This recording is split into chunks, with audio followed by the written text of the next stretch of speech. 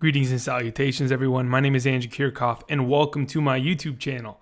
Today, we're going to be talking about the Fantasy Football Week 8 wide receiver start or sits. I'm going to be going over my 4 starts at the wide receiver position while giving you some ideas of who you should probably be sitting this coming week due to specific matchups, opportunities, and trends that are currently going on in the NFL.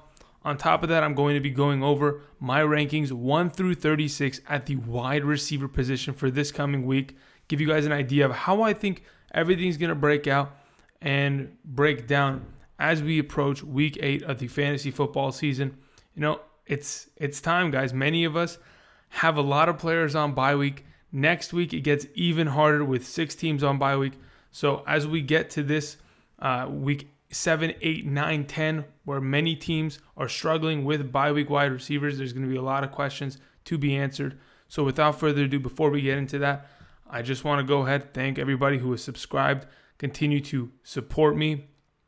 Without a doubt, guys, it's incredible. And we're just going to keep pushing forward. Again, I just want to voice my appreciation for all of you throwing out suggestions. Whatever you have to say, I appreciate it. And again, for those of you who haven't subscribed yet, there's a button down there and it'll keep you updated on all the content coming out from this channel. So please go ahead and do so. And without further ado, let's begin with the week 8 wide receiver starter sits. Like usual, hey everybody, we are going to, goodness gracious, this is so white.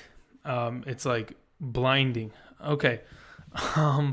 Anyway, so as we begin, like normal, we talk about the starts of the week.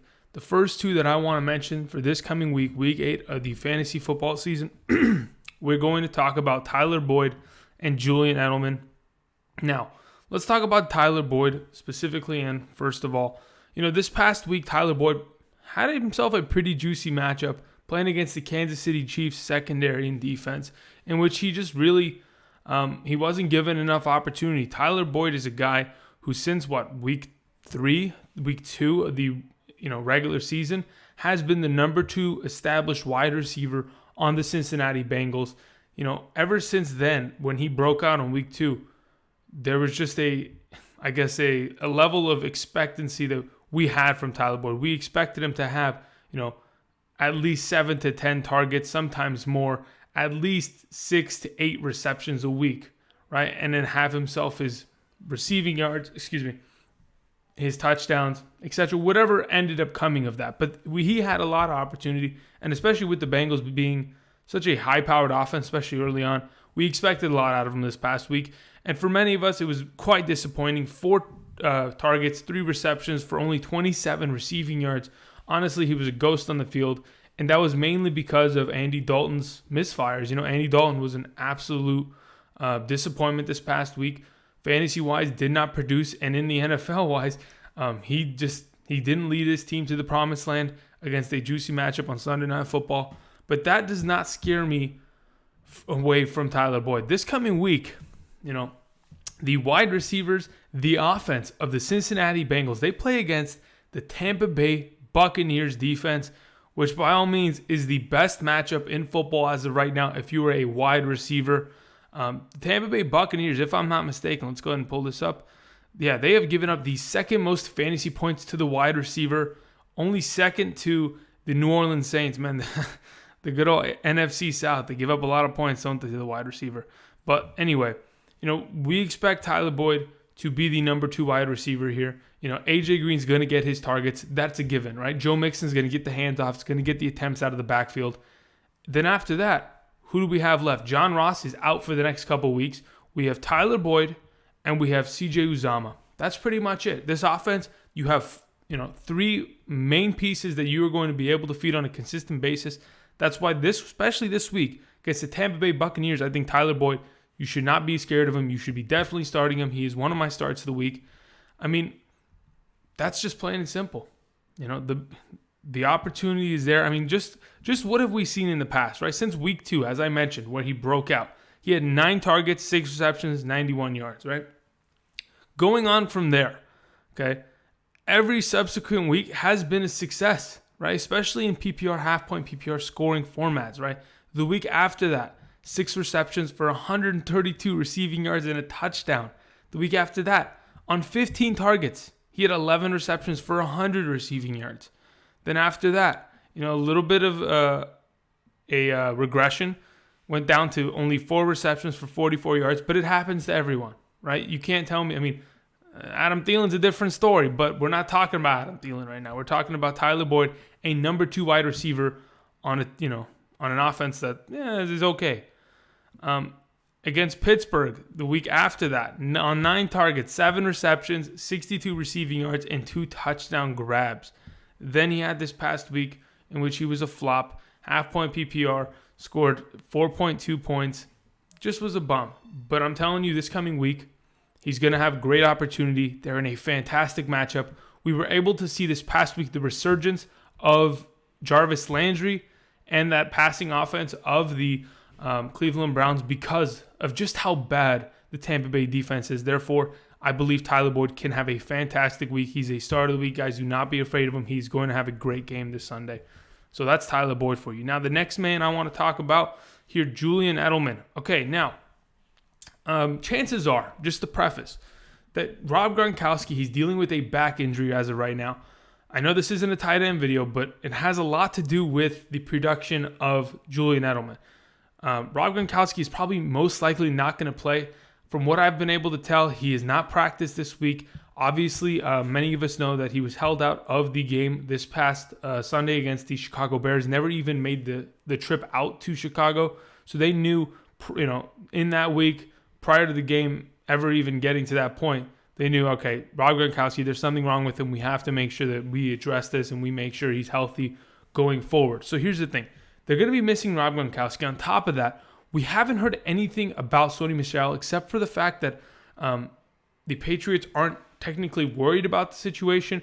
It's not like he's tore his ACL or, none of that information has come out. But what we've been told is that there's no structural damage so that we don't really have to worry. But it was a bad-looking injury. If you haven't seen the video, go check it out. It's pretty insane. So this is the way I see it as of right now. Julian Edelman, because of Sony Michel and Rob Gronkowski's absence, is going to get a boost in fantasy production, right? He is the number 1 wide receiver on this team, right after James White, of course, because James White is a ridiculous monster. But James White, he's going to get his. But on top of it, Julian Edelman, the last 3 weeks, 9 targets, 7 targets, 8 targets, 2 receiving touchdowns, and almost 200 receiving yards in the past 2 weeks.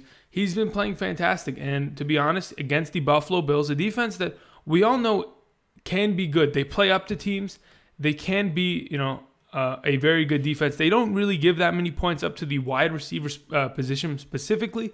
But here's the thing.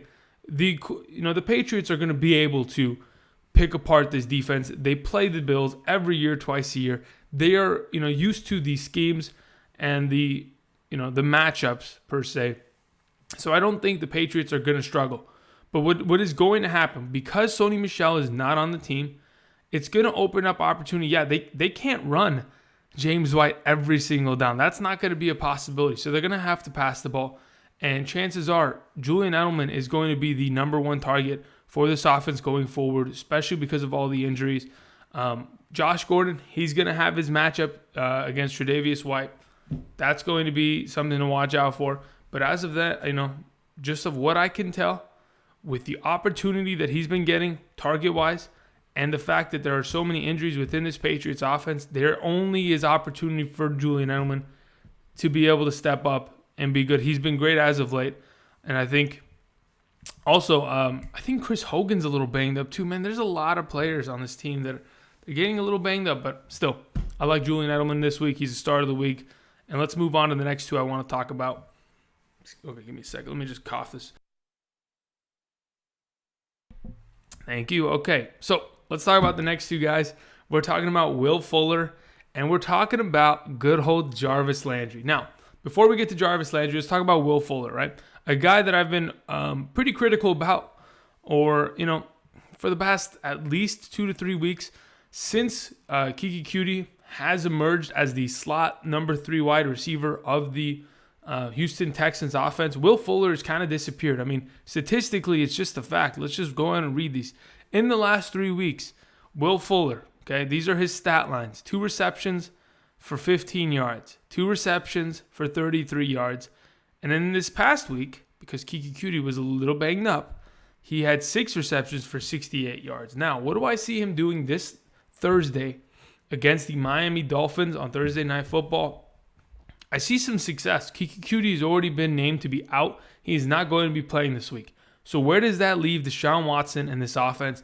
It leaves him to throw the ball to either Will Fuller or DeAndre Hopkins. Obviously, DeAndre Hopkins, he's going to pull, the safety over the top. He's going to have many eyes on him. He's going to have 4 to 6 eyes looking right at him at all times because he's the go-to. Other than that, they're going to run the ball. Lamar Miller's going to get involved. But I like Will Fuller this week to have himself a game that he can come back and be proud of. And us fantasy owners that have been holding him on our benches, we need to be able to play him. Otherwise, what is he to us? He's a guy that we could potentially drop. Earlier on this season, he had some fantastic games, and he was looking like a guy that could have been a permanent wide receiver too. But unfortunately, it slowed down and eventually got out of his hands and into Kiki Cutie's hands pretty much. But I just want to read some stats just to remind you guys, in the first 3 games of the season that Will Fuller played, he did not play the first game of the season due to a hamstring injury. Man, those hamstrings. But hearing some noises. In the first game of the season, he played 8 receptions, 113 receiving yards, and a touchdown. The second game, 5 receptions, 101 yards, and a touchdown. In the third game, 4 receptions, 49 yards, and a touchdown. So in the first 3 games of the season this year, man scored 3 touchdowns in a row, 250 plus yards receiving, and he had his targets, 9 targets, 11 targets, 5 targets.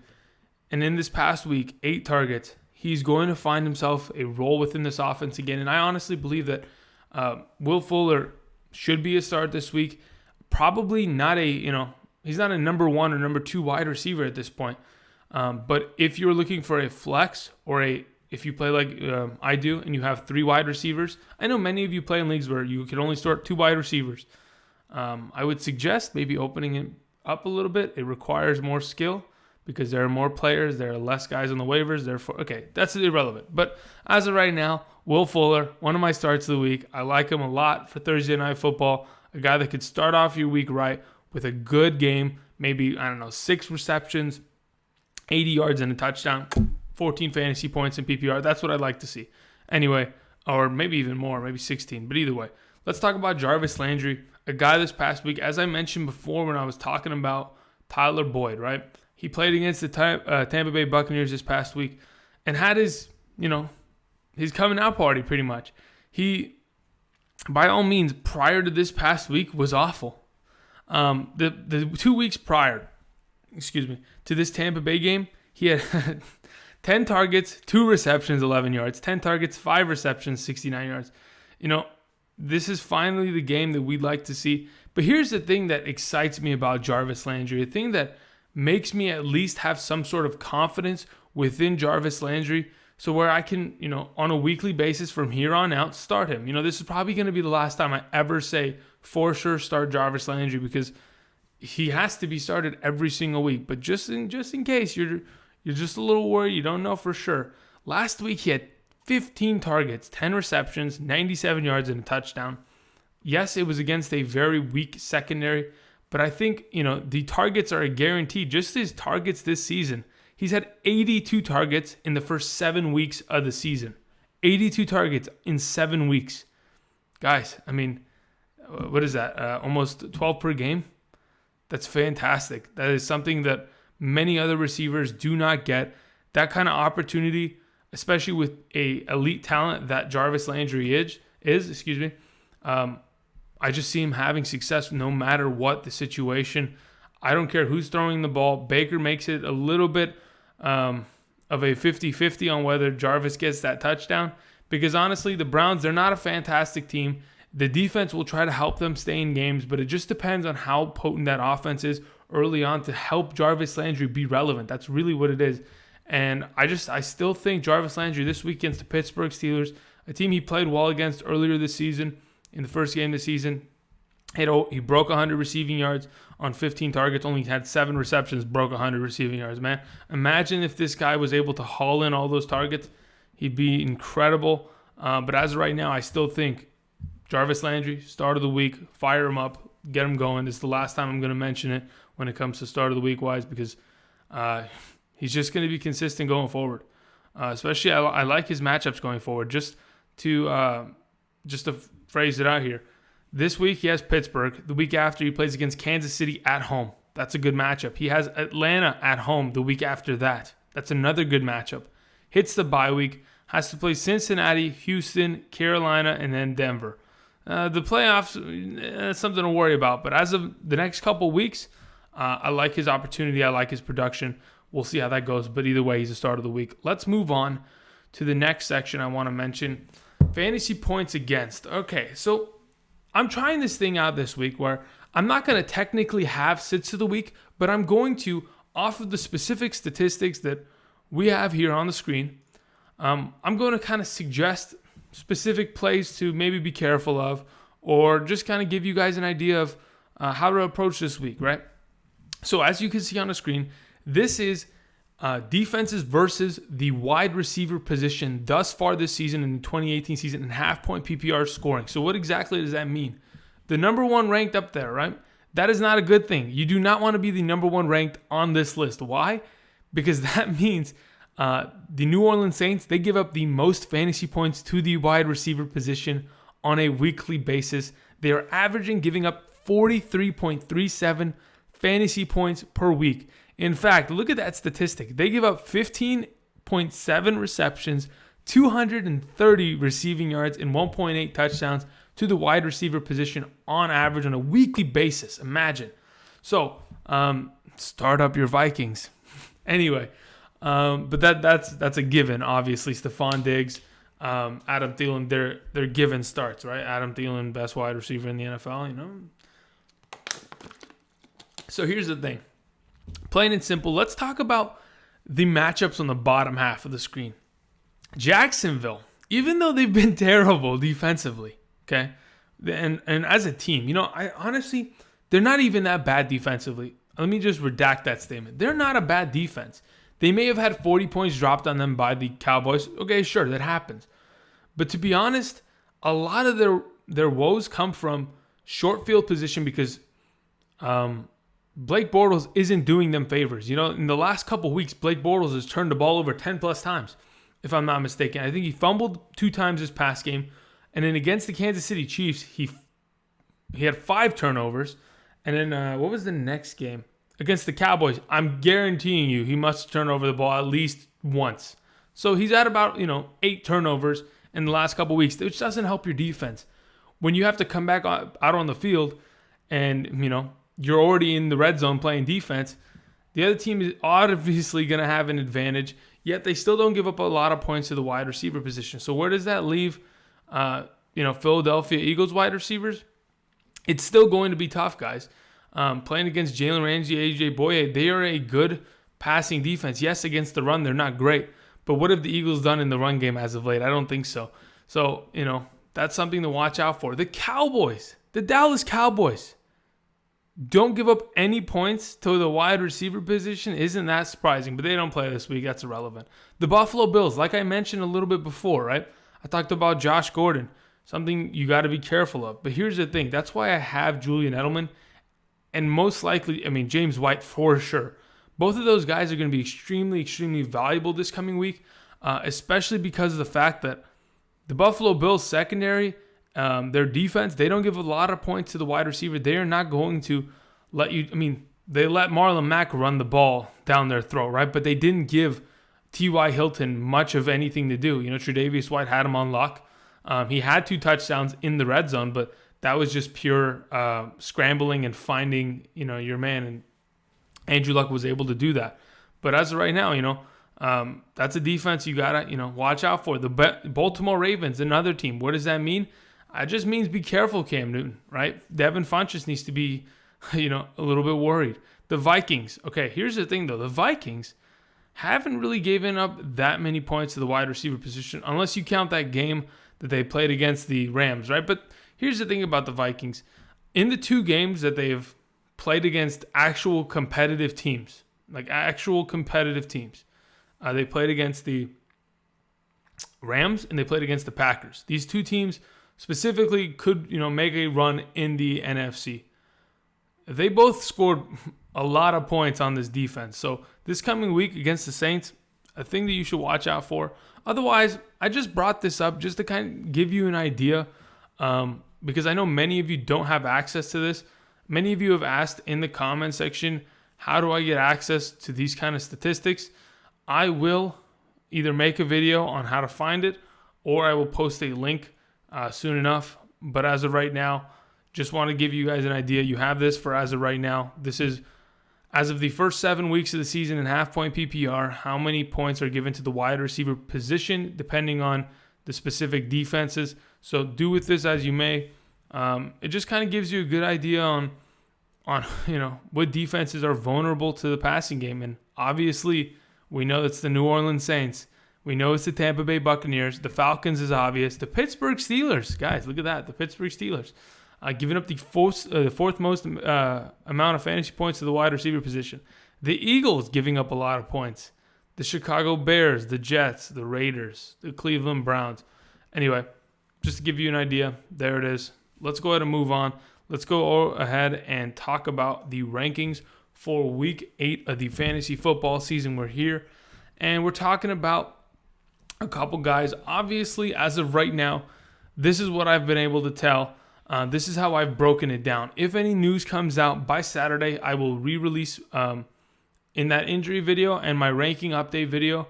You'll get a better idea. So as of right now, who plays on Thursday? We have the Dolphins and we have the Texans, right? Whatever I've ranked here as of right now, when it comes to that Thursday game, that's a for sure. Because we know for a fact by now who is going to play or not play in that specific game, because it's Wednesday already, right? So tomorrow's the game. Any injury information that was or is to come out, I don't think anything is going to come out. We already know a couple of the players that are out for tomorrow, so we don't really got to worry. Anyway, let's start off with our rankings. We're talking about Adam Thielen, number 1.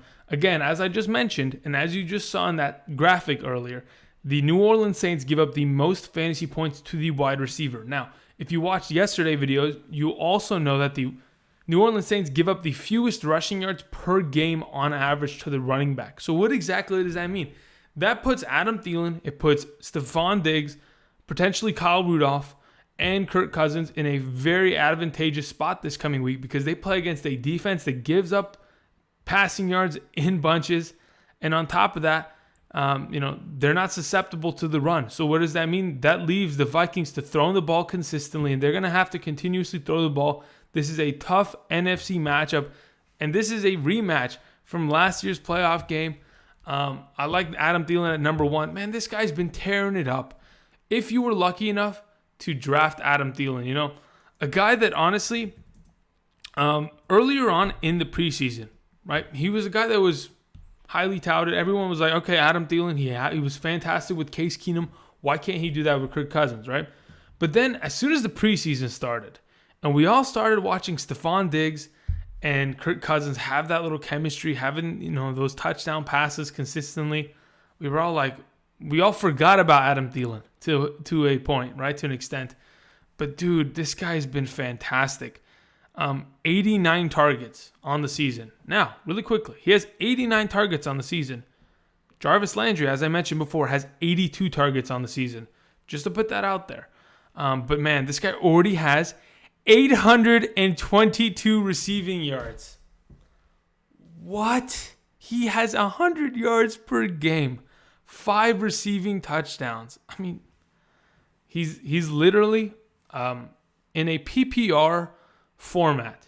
He's almost as dynamite as Todd Gurley. Imagine if you have Adam Thielen and Todd Gurley. If you have both of them, go down in the comment section. Let me know, because I want to know your record, because you better be undefeated. Otherwise, you've done something horribly wrong. Anyway, so Adam Thielen, number 1. He has a great matchup, and he's going to continuously get targets, right? I mean, he has double-digit targets every single week, period. Catching, different story. But it doesn't matter when you're breaking 100 yards and scoring touchdowns, scoring a touchdown each of the last 4 weeks. Adam Thielen's number 1 until otherwise known.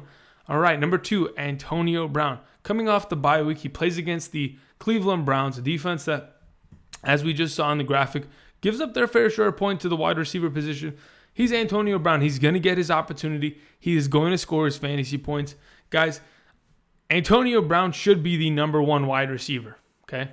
We know he's one of the best. But the problem is that Antonio Brown, he got greedy. He put his face on the cover of Madden. And I think that's just been the curse. The Madden curse, it's not many of people may be thinking, Madden curse, it hurts them in the fact that, they get injured. But sometimes you don't produce as well. As of right now, it's Antonio Brown's case. But as of right now, I'm just putting it out there. He's still my number 2 wide receiver. He should start every single week. And if you can trade for him, by all means, go for it. All right, number 3, AJ Green. Now, why do I talk about AJ Green right now? As I mentioned before, I talked about Tyler Boyd and his matchup against the Tampa Bay Buccaneers. That does not exclude the fact that AJ Green is going to have himself a fantastic week. AJ Green has been consistent, and to be honest, he's been better than he's been in the last couple seasons. From what I can remember, AJ Green hasn't been fantastic. He's always been top 10 unless he's been injured. Those injuries kind of hold him back and obviously reduces his fantasy value by the end of the season. But thus far this season, he's been pretty good. PPR, half-point PPR, he's always double digits. He's the number 1 wide receiver within this offense. And he's going to get double-digit targets. That's just the way it is. And playing against the weakest secondary next to the New Orleans Saints, we have the Tampa Bay Buccaneers this week. AJ Green and Andy Dalton, I think, they're going to eat, and they're going to enjoy it, and they're going to help your fantasy teams be successful. He's my number 3. Number 4, we have Tyreek Hill playing against the Denver Broncos. Now, the Denver Broncos, last we saw them on last Thursday night, they absolutely annihilated the Cardinals, okay? It was just a lapse of all communication, judgment, and honestly, the Cardinals, unfortunately, just got dismembered. Wasn't a fun game to watch, but Tyreek Hill this coming week, I'm not sure if I can buy in. I can buy in on the Denver secondary, right? I can buy in on that. But can they stop the speed of Tyreek Hill? That's the entire thing. Can Tyreek Hill be stopped? As of the last couple weeks, no one's really been able to stop him. That's the thing, though, Jesus Christ. Tyreek Hill, he's so damn good. It's disturbing. If he ends up catching a touchdown, he'll be, my number 4 receiver. But if he doesn't, and Kareem Hunt just runs all over that defense like he did a couple weeks back, I think it was 3 weeks ago. It was 4 weeks ago that they played the Denver Broncos and Kareem Hunt had 100+ rushing yards. I think that's a possibility again. But as of right now, I think Tyreek Hill, as he's used it in this offense, having double-digit targets on the last couple weeks. What is that? 3 of the last 4 weeks, double-digit targets. The only game that he didn't was against Jacksonville, understandably. But as of right now, he's going to have his opportunity. He's my number 4. Electric player, man. You cannot deny this kind of a guy. All right. Ooh, that is not the click that we wanted. We wanted to continue, but not that quickly. Okay, we have number 5, DeAndre Hopkins, playing against the Miami Dolphins this coming week. Why is DeAndre Hopkins a 5? Even against Jalen Ramsey, this man is able to just, he imposes his will, plain and simple. He is a fantastic wide receiver. Last season, he was the number 1 wide receiver in fantasy football. Why hasn't he been able to return to that? I'm not sure exactly, because he's had Deshaun Watson this entire season, right? So that in itself is an upgrade from having Tom Savage and TJ Yates and guys like that have just, that would have brought his average receptions and touchdowns per game down. But honestly, he's been double digits. He's been great. But the thing is, I don't know if he's been as good as we wanted or projected him to be. But going forward, he should be 5. It's 700 receiving yards thus far this season. So he's about 100 receiving yards a game on average. Obviously, he has games where he explodes and some games where he just does a little bit less. It just depends on what kind of a matchup you get him into. I like Thursday night's game. I honestly think that it's going to be a beatdown. The Miami Dolphins aren't going to have fun in that game. It's going to be at Houston. And I like DeAndre Hopkins' matchup. I don't really care about the corner that goes against them. I know many of you are going to, are you sure DeAndre Hopkins could be locked down by X, Y, or Z? What are you thinking? Honestly, if you can't get locked down by Jalen Ramsey, then that in itself proves everything. DeAndre Hopkins, he's going to get his targets. He's going to get his receptions. He's going to be great this week. He's my number 5. Number 6, Michael Thomas. Michael Thomas finally found himself. He found himself against the Ravens this past week, which honestly, I'll take it. I'm not complaining about it. But here's the thing. The Ravens defense is a fantastic defense. And I didn't expect Michael Thomas to be that good. He found his touchdown. Obviously, that offense wasn't able to move as well as they wanted to. They barely won off of that missed PAT. But Michael Thomas, still, here's the thing. The New Orleans secondary is not great. Where does that leave Michael Thomas? Well, that leaves the offense of the Saints to be down a bunch of points when Adam Thielen and Stefon Diggs are tearing up that defense. So as of right now, I think Michael Thomas will be used more often this coming week because of the fact that this Saints team, they're going to have to score, and they're going to have to score quickly in order to continue to, I think they were trying to hit 6-1 after this win. So if they want to continue and stay on that winning streak, the Saints have to go ahead. They got to pick up a W here by throwing the ball to Michael Thomas, feeding this guy. I think they're going to do so. He's my number 6 for a reason. I like him in the matchup. I don't really care about the Xavier Rhodes matchup. I understand I've said in the past that he's if not the best corner in the NFL. But it doesn't bother me because I know that Michael Thomas and Drew Brees as a tandem, they're going to be able to be fine. Okay, number 7, we have Davnate Adams coming off of the bye week, playing against the Rams this coming week. He came off, last time we saw Davnate Adams, do you guys remember what you saw? You saw a 30-point performance in fantasy and half-point PPR. I surely remember it. I own him in a couple places, and he ended up doing me some favors there. But as of right now, playing against Marcus Peters, that secondary, it's going to be an extremely fun game. I think it's in Los Angeles. I might just buy a ticket. Go out, watch the game. Who cares, right?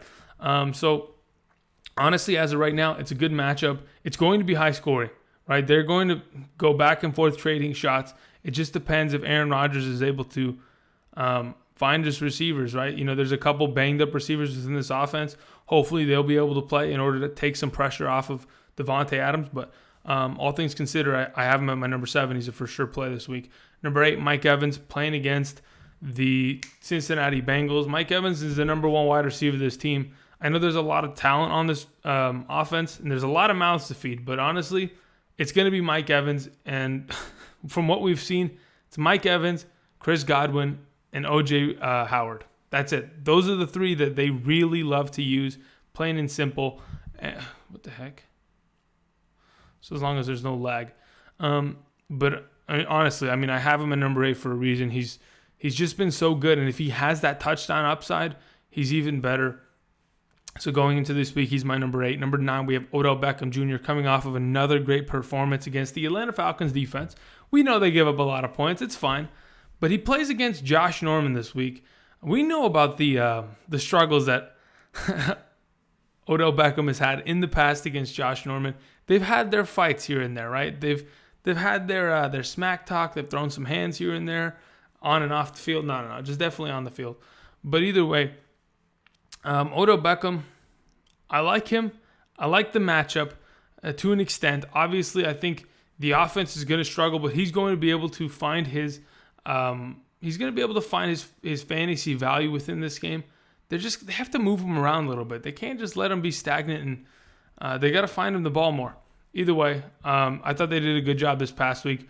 Going forward, they're going to probably be able to keep him as productive and as fantasy relevant as possible. Because that's the thing. When you have this kind of a wide receiver, you got to continue to feed him. Because if you go out on a drive and you do a 3 and out and the ball didn't go his way at least once, he's on the sideline crying about it, right? So just find him the ball. And I like that. Honestly, as an Odell Beckham owner in one of my leagues, I'm not complaining.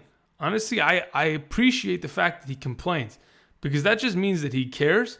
And on top of that, that just means he wants the ball more. If he gets the ball more, I get some more fantasy points. Keep crying about it, dude. No problem. I will take it. All right, number 10 is Stefon Diggs pretty much the same reason why Adam Thielen is going to be fantastic. Here's the stat, though. For many of you perhaps thinking, can I start Stefon Diggs? He hasn't been playing well as of late. He's honestly just been a bum as of the last couple of weeks. What do I do with him? Well, you have to start him. Why? Because he's Stefon Diggs, number one. He's a great wide receiver in the NFL. On top of it, he's got a fantastic matchup, right? If Stefon Diggs came out this past week, had 3 targets, 1 reception for 12 yards, okay? I'd be a little concerned. I'd be like, all right, well, Kirk Cousins didn't even look his way. He didn't throw the ball at him. There was 0 to little opportunity, right? But that was not the case. This past week, he had 14 targets, he had 8 receptions, and he had 33 receiving yards. So yes, he was getting the ball thrown at him. He had receptions. He was just not able to convert those receptions and opportunities into big fantasy points. It's not a big deal. I think, Stefon Diggs is going to be productive this week. He's got a lot to prove. It's a matchup that a lot of people are anticipating is going to be fun. So this coming week, he's my number 10, plain and simple. Number 11, we have Juju Smith-Schuster also coming off the bye. Juju Smith is usually in this range, right? He's proven so far this season that he's good enough to be able to just tear up any defense given the opportunity, which he's usually been given. He's my 11, and honestly, he's a low end. He should probably be a high end wide receiver 2 rather than a low end wide receiver 1, because he's not going to get wide receiver 1 opportunity and targets such as the guys above him. But as of right now, I like the matchup. I like how he was used against the Browns. Let me just find this real quick. When they played the Browns in week 1, what exactly did Juju do, right? He had 120 receiving yards on only 5 receptions. This guy's a big player or bust kind of guy at the same time, right? You can hit him over the top. You can throw 19 balls at him. He's going to find production. He is going to find fantasy value. It just depends if the Cleveland Browns are susceptible to the run game.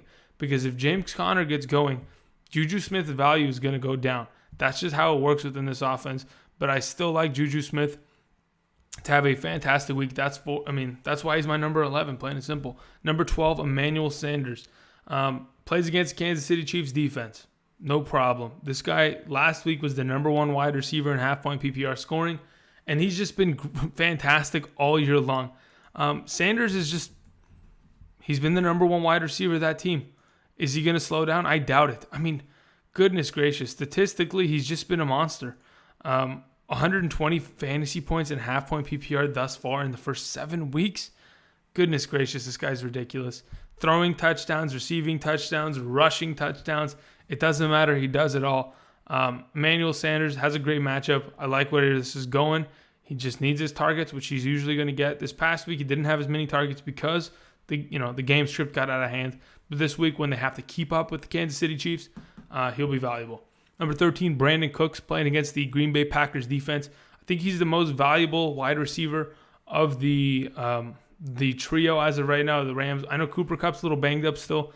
Gives Brandin Cooks and Robert Woods that much more value. He's my number 13 because, honestly, that speed, the opportunity he's getting, I don't know if the Rams are going to have a walk in the park kind of a game, but I still think that Brandin Cooks is still going to get his. He's going to have his deep shots over the top. He's going to find himself in the end zone probably this week.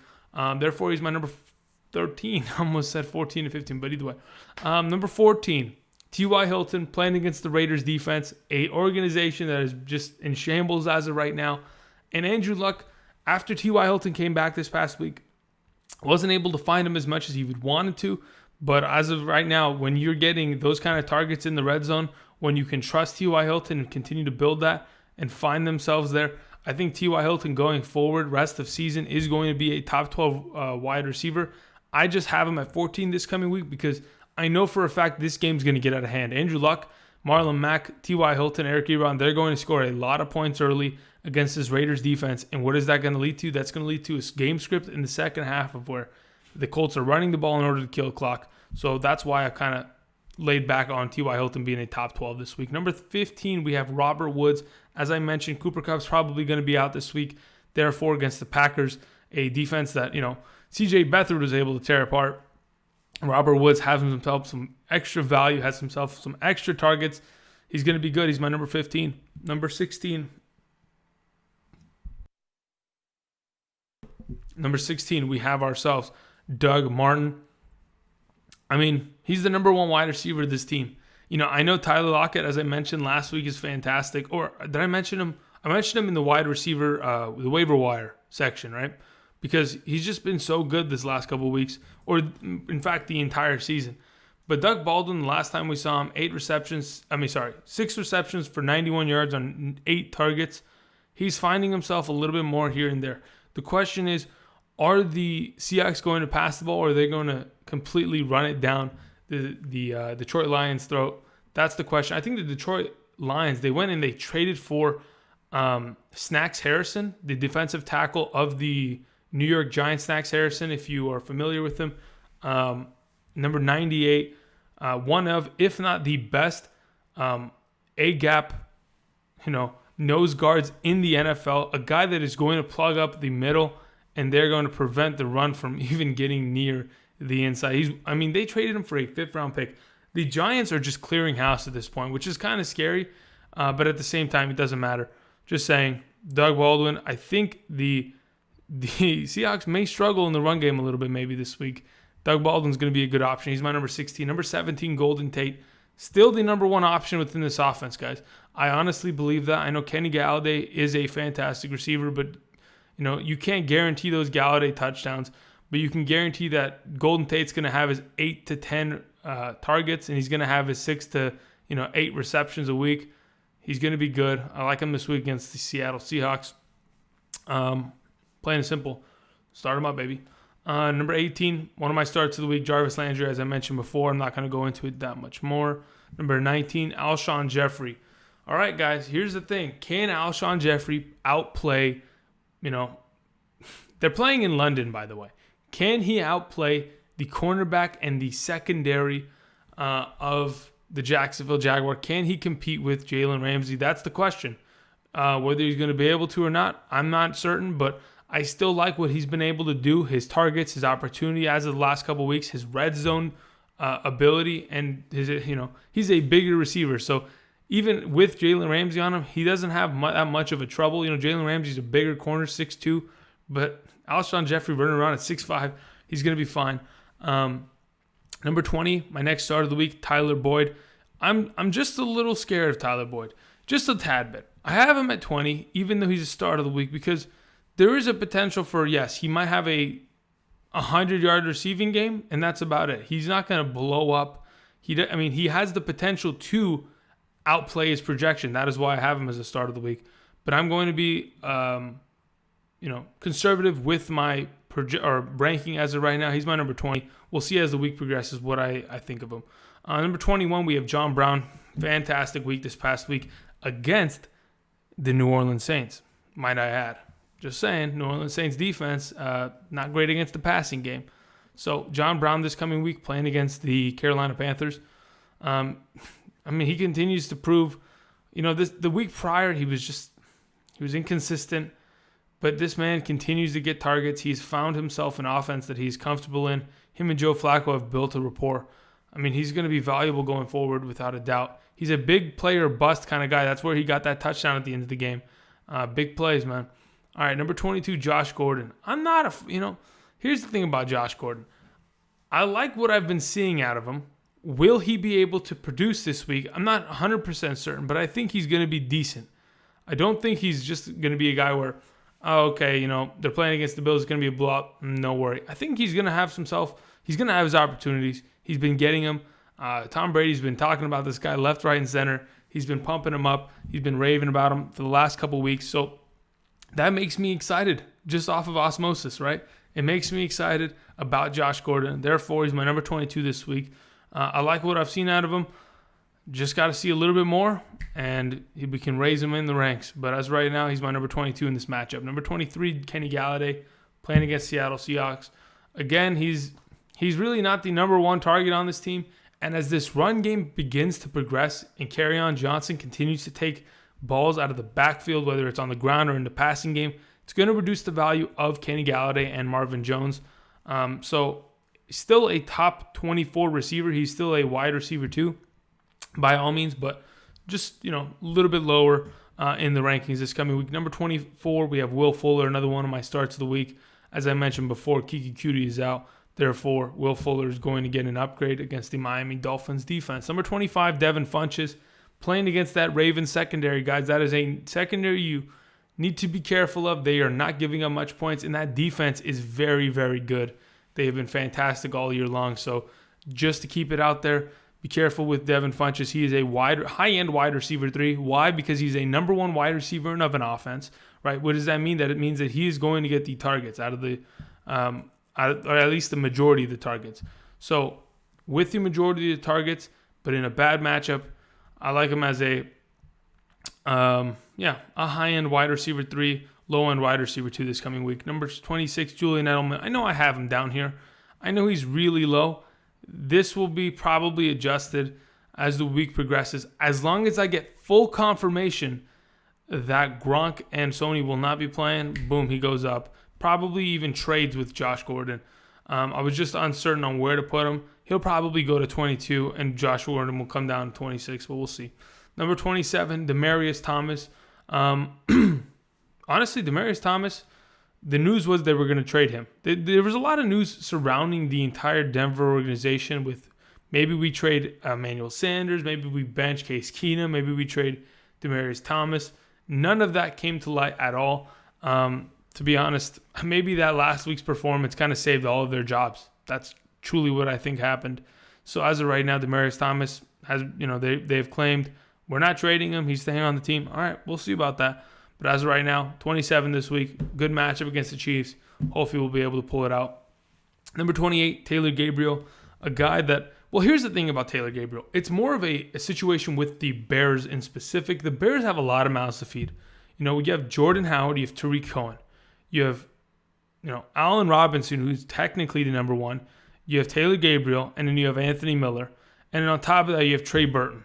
Okay, there are a lot of mouths to feed within this offense. So just because a guy doesn't completely have a fantastic game consistently doesn't mean he doesn't have fantasy value. I still think Taylor Gabriel, a big play guy, pretty much a John Brown Jr. With less opportunity, if he is given a start by you as a wide receiver 3, that's a good spot. He has the ability to, especially against the Jets this week, he has a, big play ability. I like him over Allen Robinson without a doubt. Allen Robinson, you can see him on the bottom of this list, but Taylor Gabriel is still, in my opinion, one of the top end receivers on that team. Obviously, everybody's secondary to Tyreek Cohen and perhaps Trey Burton going forward, but still, I like him as my number 28 wide receiver. Number 29, we have Jordy Nelson. Now, many of you may be thinking, Jordy Nelson is going to be the number 1 wide receiver there. I can't be certain of that. And until I am completely certain of that, he's my number 29 this week. I think he's going to be good, right? I have him starting in a league. No big deal. He'll be fine. But the question is, will Derek Carr be able to perform? I know Derek Carr is probably mentally struggling right now, trying to be able to. He's probably thinking, am I going to lose my job? Am I about to be traded? Dude, what if they traded him to the Jaguars? Is Derek Carr a better option than Blake Bortles as of right now? I think there's a lot of better options than Blake Bortles. But specifically, is Derek Carr a better option right now? They kind of remind me of each other. I'm not sure. Maybe you can tell me in the comment section. Just go down there. Let me know what you think. Either way, Jordy Nelson hopefully has majority of the targets this coming week. That is the plan. That is the hope.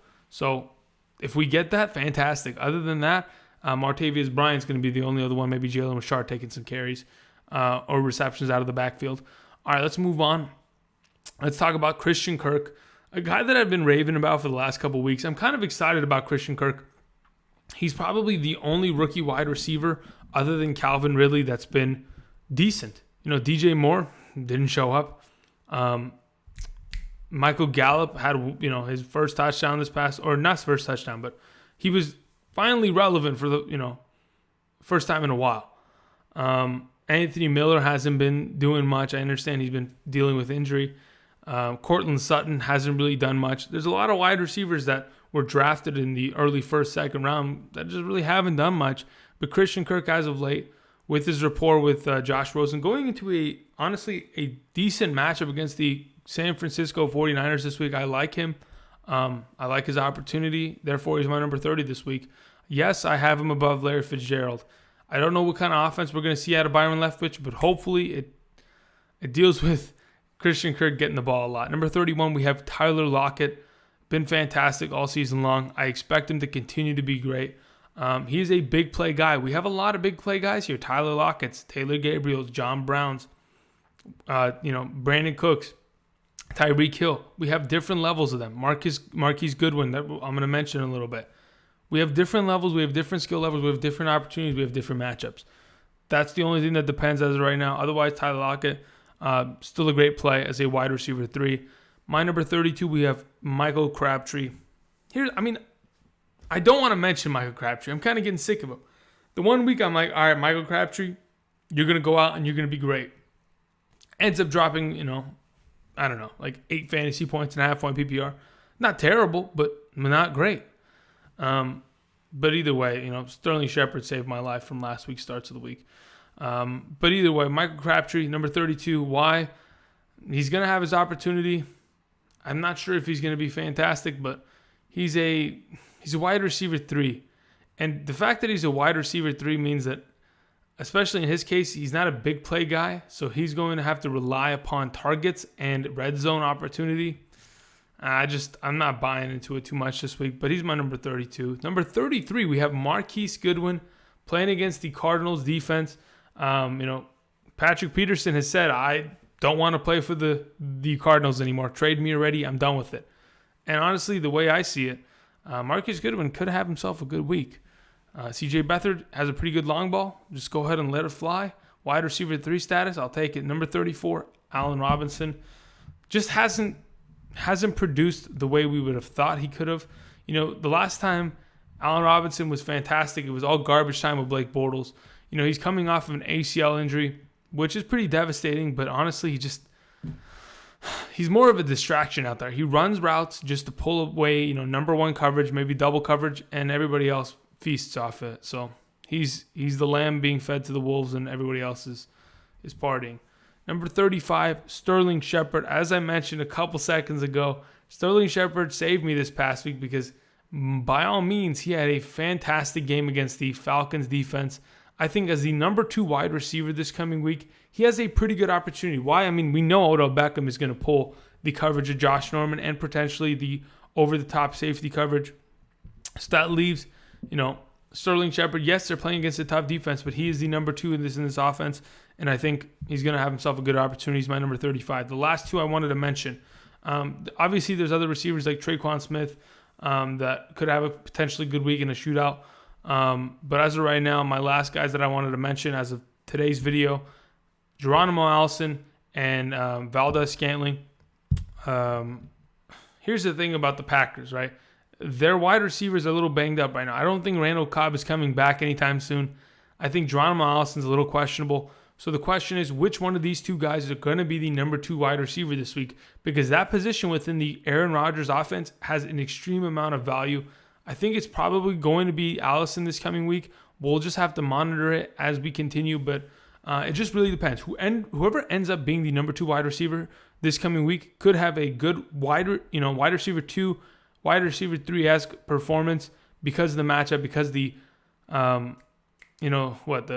are 9-point underdogs this coming week. It's going to be a shootout, guys. I'm letting you know right now, the weather in Los Angeles is beautiful. It's going to be a shootout. It's going to be a good game. So as of right now, that are my number 36, those 2. Anyway, we've been here for about, 34 minutes-ish? Almost there. Anyway, thank you everybody for watching. If you have any questions, please go down to the comment section. And if you haven't yet, there's going to be a face that pops up somewhere around me. That right there, I think it's like right there. Yeah, right there. That is a subscribe button, but it's in the form of my face. So if you haven't subscribed yet, go ahead and click on that and subscribe to my YouTube channel. Other than that, I will see you guys. What do we got? We got tomorrow. Maybe tight ends tomorrow. Probably tight ends tomorrow. But other than that, we have wide receivers coming up next. So that'll be later today. So I'll see you guys later.